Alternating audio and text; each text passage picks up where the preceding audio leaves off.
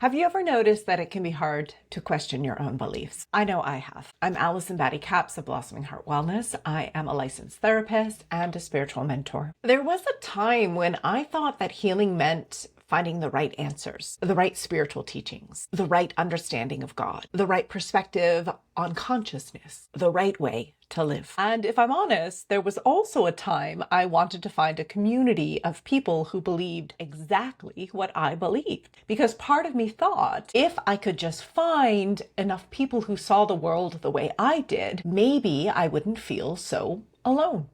I've often felt alone in the way that I experience spirituality and in the way that I experience my own psyche. Even now, I sometimes struggle to find spaces where people relate to ideas in the same way that I do. Because of that, I've often felt uncomfortable in spiritual communities. Not because people are bad or because their beliefs are wrong, but because I notice that many spaces unintentionally organize themselves around hierarchy. Some people are seen as more awakened, more enlightened, closer to truth, more qualified to speak. I think part of my sensitivity to that goes way back to childhood. I was raised Catholic, and when I was about 8 years old, I wanted to become a priest. I wasn't interested in power or status. I loved the idea of sitting with people as they wrestled with life's deepest questions. I wanted to help people explore meaning, suffering, love, and their relationship with God. But I was told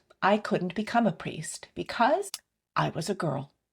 I remember how confusing that felt. How could something so connected to love, service, and the sacred be limited by something I didn't choose, something I was born into? Looking back, I think that experience planted a question inside me that has never really left. Who gets to decide whose spiritual experiences matter? Years later, another experience shaped me just as deeply. In 2008, I had what I experienced as a profound spiritual awakening. At the same time, my life became incredibly destabilized. During that period, I remembered that childhood dream of wanting to become a priest, and suddenly so many questions about God, consciousness, my childhood trauma memories, healing, and human experience all came rushing forward into my psyche all at once. It wasn't simply exciting, it was extremely disorienting. I had to slowly find my way back to grounded meaning, not by rejecting spirituality and not by accepting every experience without question, but by learning how to stay curious while remaining grounded. Those two experiences, being told that my spiritual longing didn't belong because I was a girl, and later having my own spiritual experience being diagnosed as psychosis, challenged everything I thought I knew. And it has profoundly shaped how I understand spirituality and the mind today. They taught me something I continue to come back to. We don't relate to beliefs as blank slates. We relate to them through our nervous system, our personal history, and our need for safety, belonging, and connection. Sometimes we don't hold a belief simply because we think it is objectively true. Sometimes we hold it because it helps us feel safe, because it helps us belong, because it helps us make sense of uncertainty, which means questioning a belief is rarely an intellectual exercise. Sometimes it feels like questioning belonging, questioning identity, questioning meaning, questioning safety itself. I've noticed this inside my own system. When I feel emotionally threatened, I become less curious. When I feel my identity is at stake, part of me wants to stabilize meaning by becoming more certain. I want to be right. I want the uncertainty to disappear. And I don't think there is anything wrong in that. I think that's a human nervous system trying to orient towards safety. As I've continued studying psychology, neuroscience, trauma, and spirituality, I've also come to appreciate something more nuanced. When we feel overwhelmed, we often move into protection.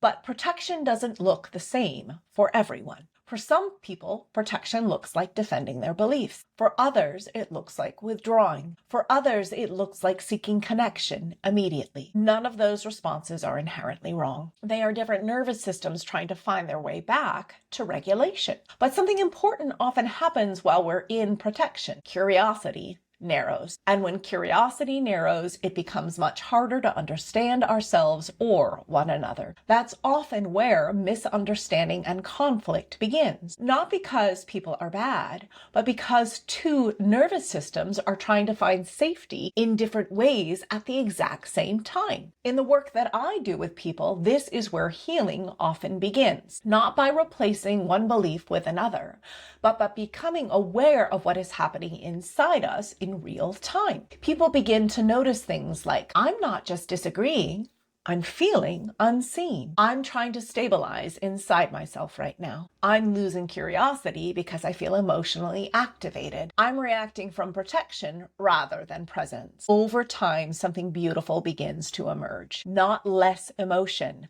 but more space for emotion. More space between feeling and reaction. More space between identity and defense. More space between belief and protection. And in that space, people often discover something unexpected.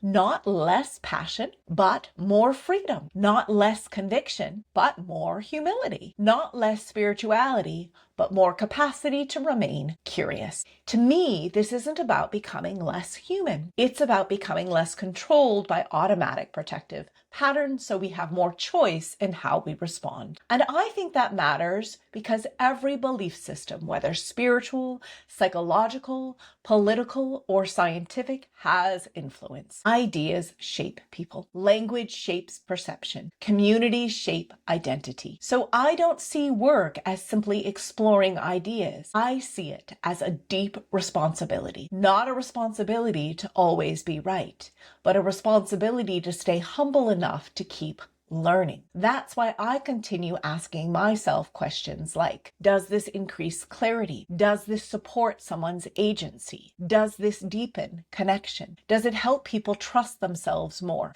Or does it encourage them to hand over their authority to someone else? I don't think any of us are ever done answering these questions. I know I haven't. What I do know is this: my own life has taught me that I can question my beliefs and others' beliefs without losing myself and without losing connection. I can remain deeply committed to my values while honoring others' values through staying curious. I can hold convictions while remembering my nervous system, like everyone else's, sometimes longs for certainty because certainty feels safe. And maybe wisdom isn't found in never questioning. Maybe wisdom is found in learning how to question with enough humility that we remain connected to ourselves and to one another, and to the mystery that none of us completely understands, even though we may believe that we do. So I'd love to leave you with a few questions. What happens inside your body when one of your deeply held beliefs is challenged? Do you become curious or more protective? And what might your nervous system be trying to protect in that moment? No pressure, no right answers, just awareness. Because for me, healing has never been about finding certainty. It's been about trusting that my relationship with truth